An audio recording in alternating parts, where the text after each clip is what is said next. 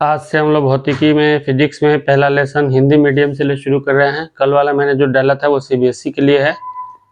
आज से बिहार बोर्ड या अदर कोई बोर्ड है जहां हिंदी मीडियम से बच्चे पढ़ रहे हैं, या सीबीएसई में भी कुछ बच्चे जो हैं हिंदी मीडियम से पढ़ते हैं, तो उनके लिए है।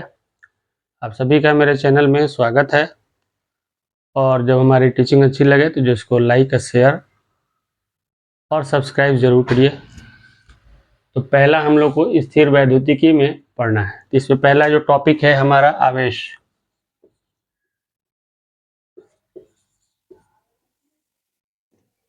चार्ज, ठीक है। किसी पदार्थ की वह गुण है, किसी पदार्थ का वह गुण है जो किसी वैद्युत क्षेत्र या चुंबकीय क्षेत्र में हम ले जाएं तो वो उस पर बल लगाए या बल आरोपित करे और वो भी एक बल अनुभव करे, तो उसे हम लोग आवेश कहते हैं। समझ में आ गई बात? अब हम लोग आते हैं, आवेश तो समझ में आ गया। आवेश का जो एसआई मात्रक होता है वो कूलम होता है। आवेश का एसआई मात्रक कूलम होता है। और 1 कूलम इक्वल टू होता है 1 एम्पियर सेकेंड के। और इसका डायमेंशन यानी वीमा जो होता है 80 होता है। एम्पियर का ये सेकेंड टाइम 80, ठीक है। ये हो गया। अब आवेश का डेफिनेशन आप जान ही गए कि पदार्थ का वह गुण जिसे किसी चुंबकीय विद्युत क्षेत्र या चुंबकीय क्षेत्र में ले जाने पर वह उसमें बल आरोपित करे और बल का अनुभव करे, उसे हम आवेश कहते हैं, ठीक है। आवेश का एसआई मात्रा कूलम होता है और 1 कूलम इक्वल टू होता है 1 एम्पियर सेकेंड। और इसका जो डायमेंशन होता है ये इसका वीमा है, ठीक है। इसका ये वीमा है, डायमेंशन है। वीमा जो होता है 80 होता है। ये जो आवेश है इसके मूल गुण भी होते हैं। आवेश का मूल गुण,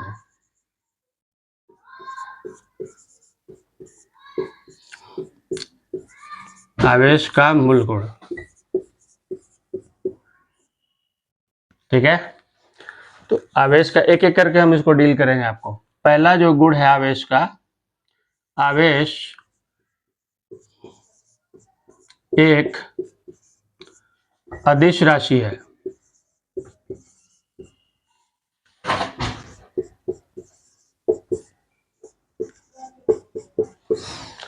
यानी आवेश एक स्केलर क्वांटिटी है, अदिश राशि है, क्योंकि इसमें सिर्फ क्या होता है, परिमाण होता है, दिशा नहीं होता है। इसलिए आवेश क्या है, एक अदिश राशि है। जो भी आवेश लिखते हैं उसमें आप अदिश राशि। दूसरा पॉइंट है आपका इसका, आवेश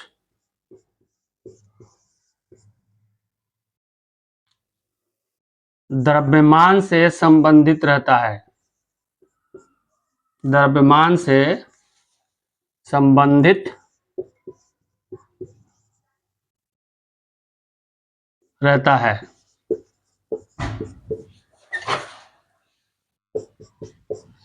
यानी किसी कोई आवेशित हो जाए तो वो द्रव्यमान से संबंधित है। अब उसमें क्या कंडीशन है,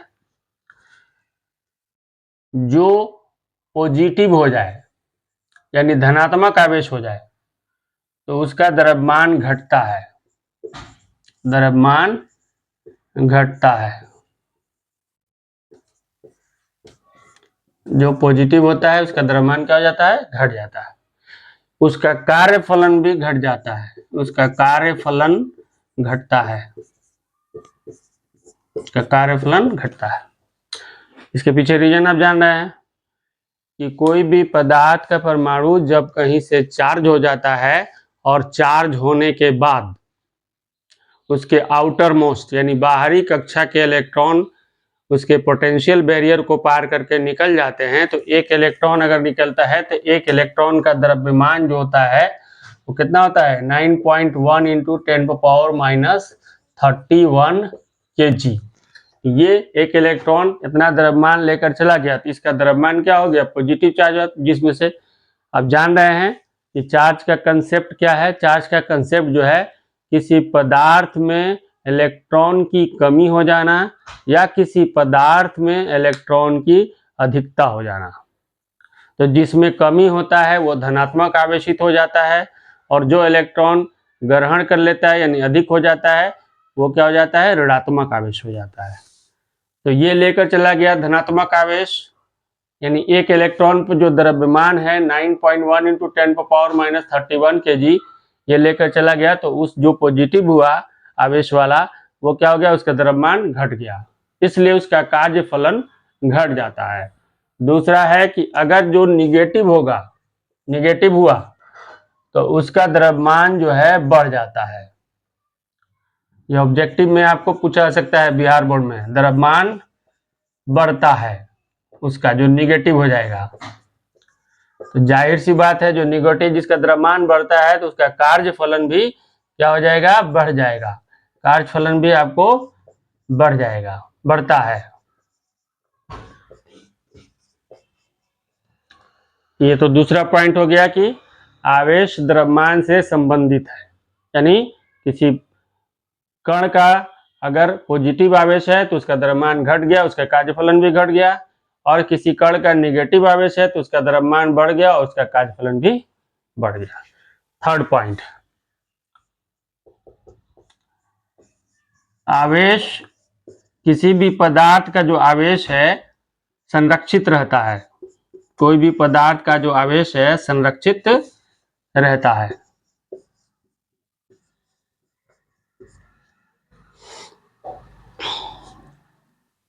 लेकिन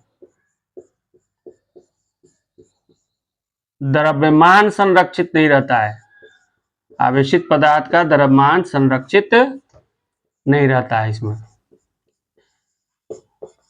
यानी आवेशित होने पर द्रव्यमान संरक्षण का यहाँ पालन नहीं हो रहा है, संरक्षित नहीं रहता है।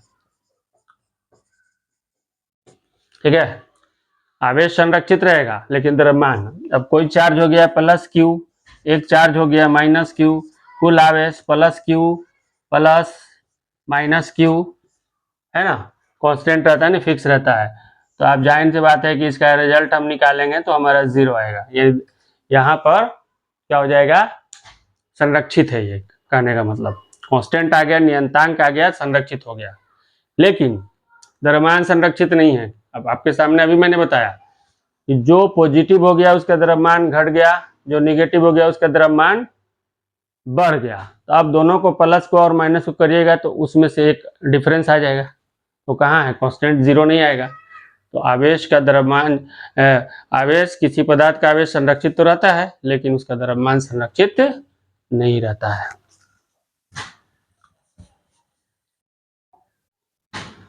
Third point, fourth point, third point तो हो गया था हमारा। फोर्थ पॉइंट, आवेश का क्वांटीकरण होता है। आवेश का क्वांटीकरण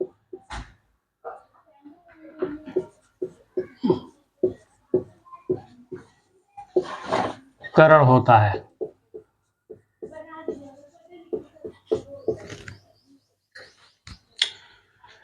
जहां होता है Q = NE, जहां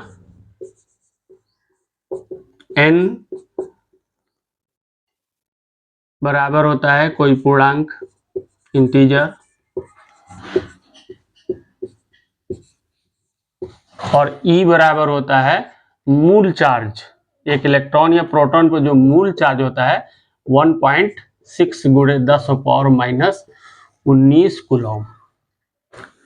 यहाँ पर इससे समझिए आप क्वांटीकरण का मतलब, क्योंकि जो मूल चार्ज होता है उसमें ये कोई पूर्णांक जो होता है उसका गुणज होता है, उसी को क्वांटीकरण कहते हैं। जब मूल चार्ज, बेसिक जो चार्ज होती है, यानी एक जो इलेक्ट्रॉन पर या प्रोटॉन पर जो चार्ज होते हैं उसमें किसी पूर्णांक के गुणनफल को क्वांटीकरण कहते हैं। तो आवेश का क्या होता है, क्वांटीकरण होता है। अब इसके बेस पर हम 1 कूलम आवेश पर नंबर ऑफ इलेक्ट्रॉन्स या प्रोटॉन्स निकाल सकते हैं। अब इलेक्ट्रॉन्स को ही ले लें, नंबर ऑफ इलेक्ट्रॉन्स, तो अगर सपोज दैट हमको दिया Q इक्वल टू 1 कूलम, ठीक है।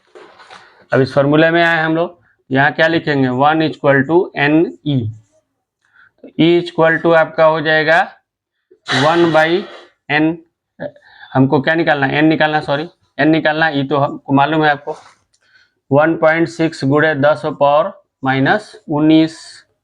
यहाँ अब ये निगेटिव है, ऊपर जाएगा तो क्या हो जाएगा, पॉजिटिव हो जाएगा, यानी आपका हो जाएगा 10 टू द पावर 19 बटा 1.6। इसके नीचे भी आपको 10 आएगा, ये भी ऊपर चला जाएगा, यानी 10 इंटू 10 पावर 19 बाई 16। अब यहाँ से इसमें से एक जीरो इसमें लेकर इंटू कर दें, इसमें से ये 100 हो जाएगा, एक ले चुके हैं तो ये 10 पावर 18 हो गया, ये 16 से इसमें भाग करेंगे, 16 छक्के 96, 4 बचा, डेसिमल दे 40 हुआ, 16 दूना 32, 60 बचा, 16 पचे 80, यानी 1 कूलम आवेश में 6.25 गुणे 10 पावर 18 इलेक्ट्रॉन्स होते हैं। इसी को हम लोग आवेश का क्वांटीकरण कहते हैं, ठीक है।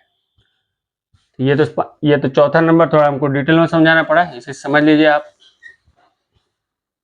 पांचवा नंबर हम लोग लिखेंगे अब,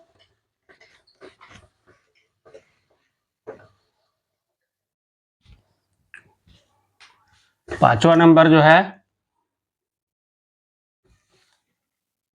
सजातीय आवेश,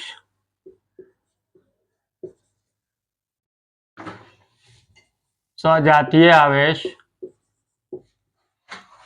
में प्रतिकर्षण होता है।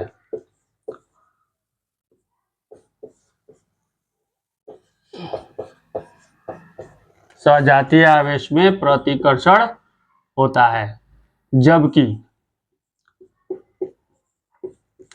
विजातीय आवेश में आकर्षण होता है।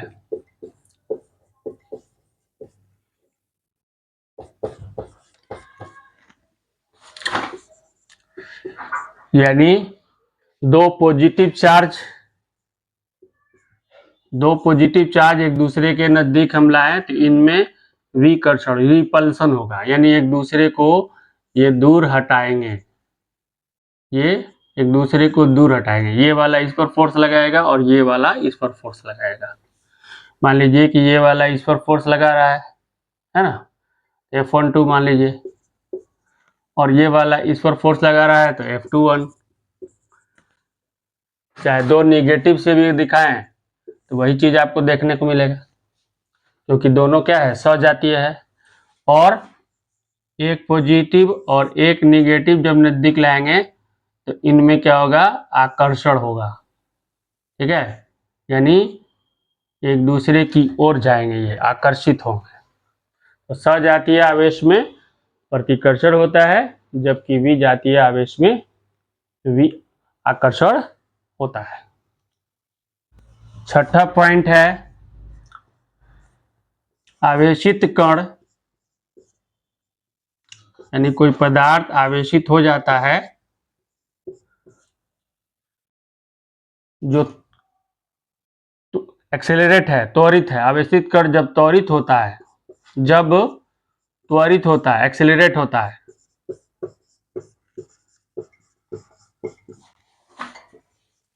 तो विकिरण द्वारा ऊर्जा उत्पन्न करता है, विकिरण द्वारा ऊर्जा उत्पन्न करता है।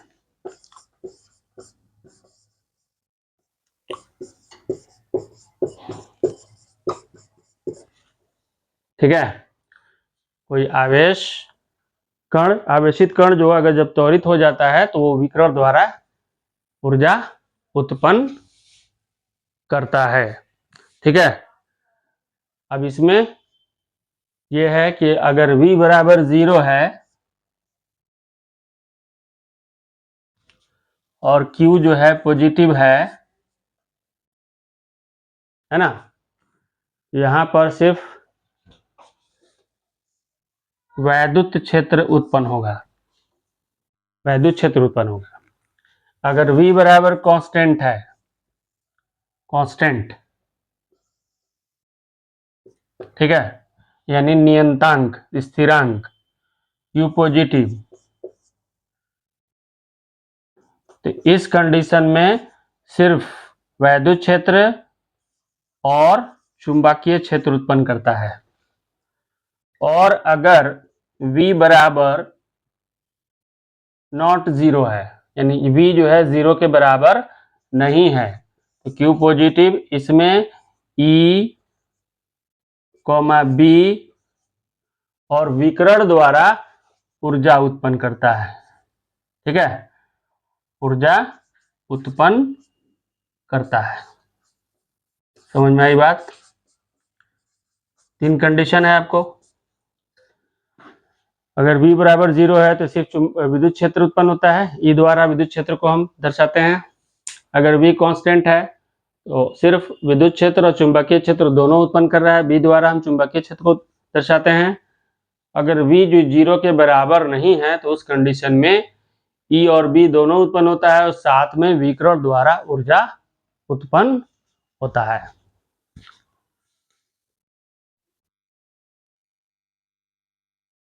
अगला है हमारा नेक्स्ट पॉइंट, ठीक है, हम लोग 6 पॉइंट डील कर चुके हैं। 7वां पॉइंट क्या कह रहा है कि जब किसी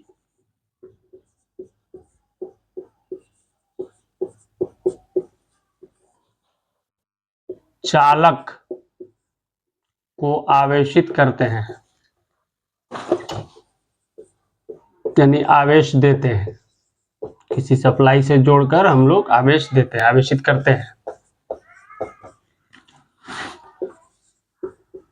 तो आवेश उसकी पृष्ठ पर होता है, यानी किसी चालक को, यानी एक चालक है और इस पर हमने आवेश दिया तो इसके पृष्ठ पर ये आवेश रहता है, ठीक है।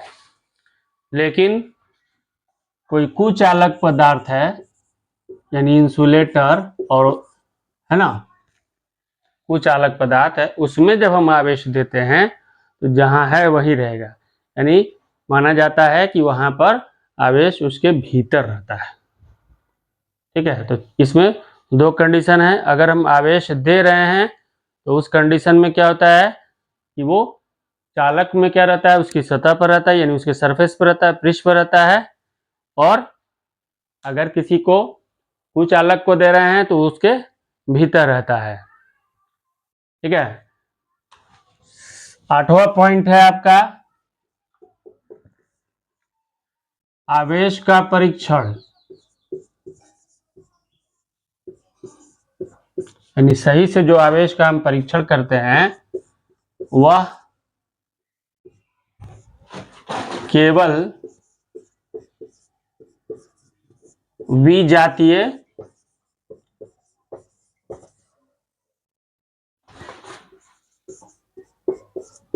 आवेश के कारण होता है, सजातीय, देखिए हम गलती लिख दिए यहाँ पर, सजातीय आवेश के कारण होता है, सजातीय आवेश के कारण होता है,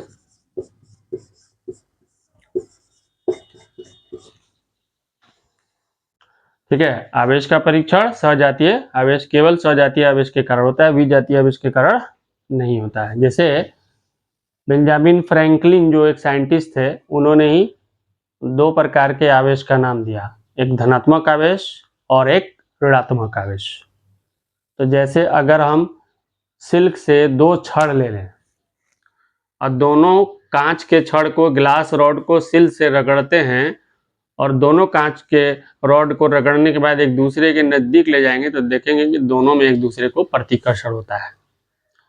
जनरली आप देखते हैं कि कोई प्लास्टिक का वाला पेन हो या कंघी हो, उसको अपने बाल में जब आप रगड़ते हैं तो वो आवेशित हो जाता है और कागज के छोटे छोटे टुकड़े को अपनी ओर क्या कर लेता है, आकर्षित करता है। तो आकर्षण से तो पता नहीं चल रहा है, केवल आकर्षण से पता चल रहा है कि आवेशित है, लेकिन सही टेस्टिंग पता चलती है जब रिपल्सन होता है यानी प्रतिकर्षण होता है। तो आवेश का परीक्षण केवल सजातीय आवेश के कारण होता है, और सजातीय आवेश में क्या होता है, तो रिपल्सन। तो रिपल्सन से पता चलता है, यानी यह आवेश का मेन है प्रतिकर्षण, रिपल्सन। जैसे आप चुंबक में भी देखते हैं, एक चुंबक दिया गया है जो आप जान रहे हैं एक चुंबक है, और दो दे दिया गया रॉड, जिसमें से एक रॉड तो आयरन का है और एक रॉड चुंबक है, लेकिन आपको बिना नामकरण किए हुए दिया है। अब उसको हम आइडेंटिफाई कैसे करेंगे, इसमें से एक रॉड है और एक चुंबक है, तो उसको हम लोग क्या करते हैं, जो दिया हुआ हमारा चुंबक है उसके पास रॉड को पहले ले जाएंगे, दोनों सिरों को एक ही सिरे पर, जो चुंबक के एक जो दो पोल होता है आप जानते हैं, उत्तर ध्रुव और दक्षिण ध्रुव, तो किसी एक पोल पर ले जाएं और बारी बारी से उसके दोनों सिरे को लोहा कर ले जाए, तो दोनों में हम देखेंगे कि आकर्षण पैदा होगा, अट्रैक्ट करेगा लोहा को अपनी ओर। लेकिन जो एक और रॉड दिया है जो है चुंबक, लेकिन हमको बताया नहीं गया है, उसको जब हम ले जाएंगे तो एक बार ले जाएंगे तो आकर्षण होगा, तो दूसरी बार ले जाएंगे तो प्रतिकर्षण भी होगा। ये ऐसा इसलिए होता है कि या तो दोनों का नॉर्थ आ गया प्रतिकर्षण हुआ, या दोनों का साउथ आ गया। इसमें आवेश का जो टेस्टिंग होता है वो सजातीय आवेश में जो प्रतिकर्षण होता है, इसी के कारण आवेश को हम टेस्ट कर पाते हैं। क्लियर हुआ? लास्ट टॉपिक आपका है 9 नंबर, जो नियमित सरफेस होता है उस पर आवेश नियमित रहता है। अब ये सरफेस हमारा नियमित है, यूनिफॉर्म है, नियमित पृष्ठ रहेगा तो उस पर आवेश का ये आवेश का जो वितरण है, डिस्ट्रीब्यूशन, वो नियमित रहता है। और अगर अनियमित सरफेस है यानी पृष्ठ है, तो उस पर आवेश जो होता है, जैसे यहां देखिए आप, अब ये एक सरफेस है, यह अनियमित है, हर जगह से बराबर नहीं है, यहां पर क्या है, पतला है। तो जहां पर पतला रहेगा अनियमित में, वहां आवेश जो होता है, आवेश का घनत्व तो अधिक होता है, डेंसिटी इसकी अधिक होगी, और जहां नियमित है वहां कम होगी। इसीलिए यहां से आवेश का डिस्चार्ज होता है, यानी आवेश विसर्जित होती है, इससे निकलती है। तो नियमित रहेगा तो आवेश का वितरण एक समान रहेगा, यानी यूनिफॉर्म सरफेस है तो एक समान है। अनियमित है, इरेगुलर है, तो उसका जहां पर कर्वेचर कम है, यानी उसका रेडियस ऑफ कर्वेचर जो है कम पड़ जाएगा, तो उस कंडीशन में आपको वहां पर क्या होता है, यानी वक्रता त्रिज्या वहां पर कम होती है, तो उसमें उस पॉइंट पर जहां पतला है वहां पर नुकीला भाग है या पतला भाग है, यहाँ देखिए नुकीला भाग है, तो उस कंडीशन में वहां आवेश का घनत्व तो अधिक होता है और वहीं से विसर्जन होता है। नेक्स्ट एक और टॉपिक है जो हम लोग को जानना है, एक डिवाइस होती है, ठीक है, GLE, उस डिवाइस का नाम है GLE, ठीक है, गोल्ड लीफ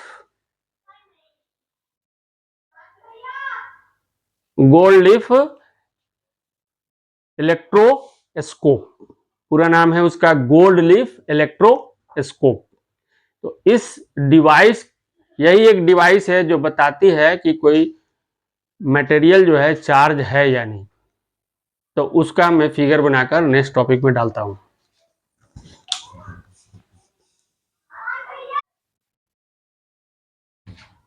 नेक्स्ट है हमारा गोल्ड लीफ इलेक्ट्रोस्कोप, यानी वैसी डिवाइस, वैसी युक्ति जिसके द्वारा हम किसी आवेशित पदार्थ का पता लगाते हैं कि वो आवेशित है कि नहीं। इसमें क्या होता है, गोल्ड लीफ में यहाँ पर एक धातु की पन्नी होती है, मेटल फॉयल, और ये कॉर्क है जहां से लॉक कर देते हैं, बंद कर देते हैं। इसके साथ ये तांबे का तार रहता है, नीचे गोल्ड की पत्ती रहती है, सोना की, गोल्ड लीफ कहते हैं।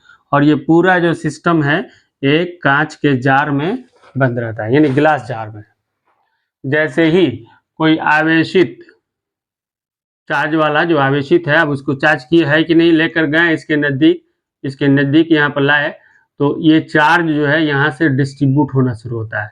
सभी मैंने बताया कि यहाँ पर क्या था आपका, ये था प्लस, तो विसर्जन होता है आवेश का। तो चार्ज इस मेटल में, क्योंकि मेटल क्या है, चालक है, चार्ज डिस्ट्रीब्यूट होगा और इससे तांबे के तार के द्वारा होते हुए जैसे ही गोल्ड लीफ पे पहुंचेगा तो दोनों गोल्ड की जो लीफ पतली टंगी रहती है तो वो उनके बीच में क्यों होगा ऐसा, क्योंकि ये चार्ज जो है पॉजिटिव है। जैसे पॉजिटिव गया तो दोनों में पॉजिटिव आया, तो दोनों के बीच में क्या हो गया, रिपल्सन हो गया ना।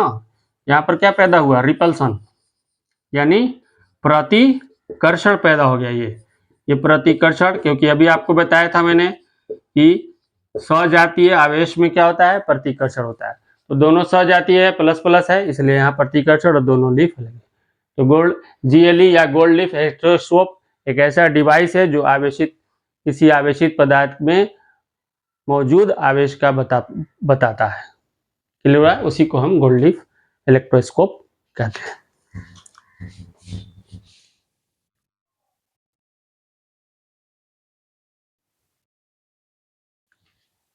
नेक्स्ट हम लोग को पढ़ना है आवेशित करने की विधि।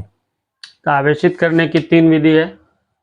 पहला है घर्षण द्वारा,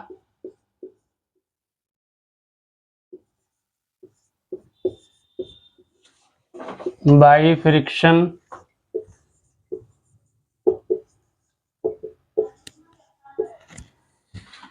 दूसरा है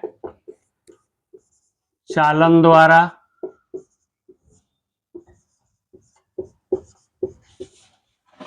बाई कंडक्शन,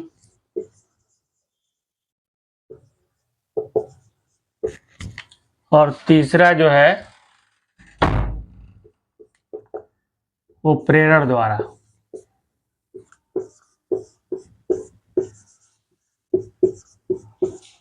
बाई इंडक्शन।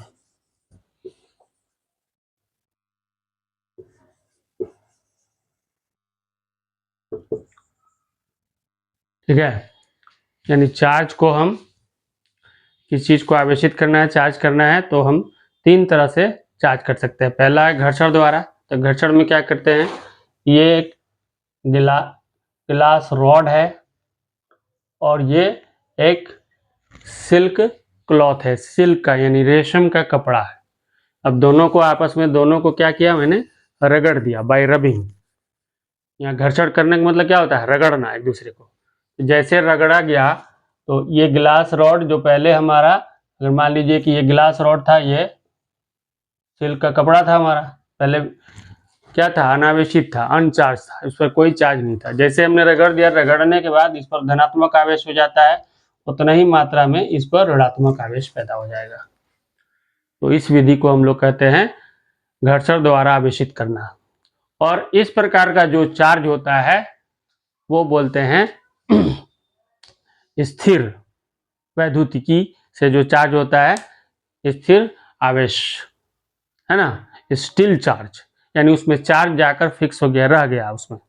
ठीक है, दूसरा होता है चालन द्वारा।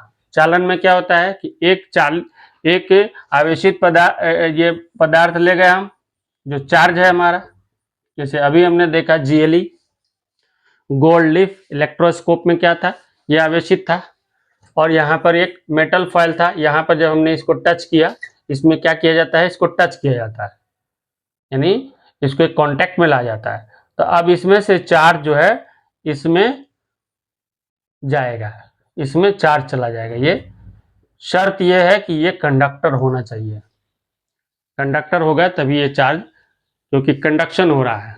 कंडक्टर आप जानते हैं कि कंडक्टर जो इलेक्ट्रिसिटी और हीट दोनों का कंडक्टर होता है। जैसे ही हम इसमें टच किए, इसमें से चार्ज जो है विसर्जित होगा, इसमें चला जाएगा। तो इस मेथड को हम लोग बोलते हैं चालन द्वारा। नेक्स्ट हमारा है कि अगर एक आवेशित है, ये आवेशित है हमारा, और एक जो है यहाँ पर अनावेशित है, सपोज दैट ये अनावेशित है, ये चार्ज नहीं है। जब इसके हम ले जाके, इसमें इंडक्शन मेथड में क्या होता है, जब इसके नज़दीक हम ले जाकर उसको ये करते हैं, यहाँ पर आवेशित करते हैं, इसके नजदीक इसके विपरीत यानी विजातीय आवेश पैदा हो जाता है। अनलाइक चार्ज, इसके विपरीत, इसके अगेंस्ट पैदा हो जाएगा। इसके नजदीक जो हमारा ये पॉजिटिव चार्ज है, इसके नजदीक विजातीय आवेश पैदा हो जाता है और दूर में स्वजातीय यानी जैसा ये चार्ज है वैसा पैदा हो जाता है। तो इस मेथड को हम लोग बोलते हैं प्रेरक द्वारा यानी इंडक्शन मेथड। तो चार्ज करने की ये 3 मेथड है। पहला घर्षण द्वारा एक दूसरे को रगड़ते हैं, जैसे यहाँ कांच का छड़ है, रेशम से रगड़ा गया, तो कांच के छड़ में धनात्मक आवेश, रेशम में क्या हो गया, उतनी ही मात्रा में ऋणात्मक आवेश। क्यों हुआ आप जान रहे हैं कि इसमें से इलेक्ट्रॉन क्या हो गया, इसमें ट्रांसफर हो गया। दूसरा है चालन मेथड, ये एक चालक है, ये भी एक चालक है, ये आवेशित है, इसको ले जाकर इसमें हमने टच किया, जैसे इसमें से आवेश जो है इसमें ट्रांसफर हो गया। प्रेरण, जो एक आवेशित है एक अनावेशित है, एक दूसरे के पास ले गए, तो वहां उसके नजदीक विजातीय आवेश यानी ऋणात्मक आवेश पैदा हो गया और उससे दूर जो है धनात्मक आवेश पैदा हो गया। आगे चल के इसके बारे में, इसके कंसेप्ट के बारे में हम लोग संधारित्र, वैद्युतधारिता, इन सब के बारे में जब पढ़ेंगे तो वहां पर और क्लियर होगा। अब इसी में 2 वो होता है, आगे जब हम पढ़ेंगे इसको क्लियर करेंगे। ठीक है।